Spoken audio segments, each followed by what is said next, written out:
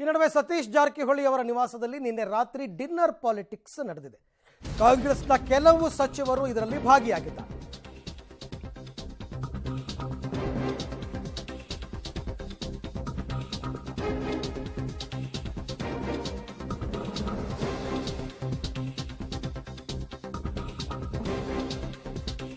ಸಚಿವ ಜಾರಕಿಹೊಳಿ ನಿವಾಸದಲ್ಲಿ ತಡರಾತ್ರಿ ಡಿನ್ನರ್ ಪಾಲಿಟಿಕ್ಸ್. ಈ ಸಭೆಯಲ್ಲಿ Satish Jarkiholi, G Parameshwar, H C Mahadevappa, K N Rajanna, Dinesh Gundurao, K H Muniyappa ಎಲ್ಲ ಭಾಗಿಯಾಗಿದ್ದರು. 1.5 ಗಂಟೆಗೂ ಹೆಚ್ಚು ಹೊತ್ತು ಚರ್ಚೆ ನಡೆಸಿದ ನಾಯಕರು. ಭಾರೀ ಕುತೂಹಲವನ್ನು ಮೂಡಿಸಿದೆ ಕಾಂಗ್ರೆಸ್ ಸಚಿವರ ಈ ಮೀಟಿಂಗ್.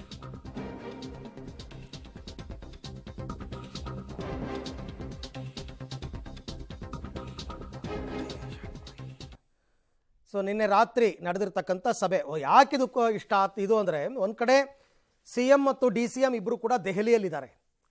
ಅವರು ದೆಹಲಿಗೆ ಹೋದ ಸಂದರ್ಭದಲ್ಲೇ ಸತೀಶ್ ಜಾರಕಿಹೊಳಿ ಅವರ ನಿವಾಸದಲ್ಲಿ ಡಿನ್ನರ್ ಪಾಲಿಟಿಕ್ಸ್ ನಡೆದಿರೋದು ಆಶ್ಚರ್ಯ. ಯಾಕಂದರೆ ಈ ಹಿಂದೆ ಸತೀಶ್ ಜಾರಕಿಹೊಳಿ ಅವರು ಮುನ್ಸ್ಕೊಂಡು ದಸರಾಗೆ ಶಾಸಕರು ಕರ್ಕೊಂಡು ಹೋಗ್ತೀನಿ, ಬೆಳಗಾವಿಯಿಂದ ದುಬೈ ಕರ್ಕೊಂಡು ಹೋಗ್ತೀನಿ ಅಂತೆಲ್ಲ ಹೇಳಿದ್ರಲ್ಲ, ಹಾಗಾಗಿ ಇದು ಕುತೂಹಲವನ್ನು ಮೂಡಿಸಿದೆ.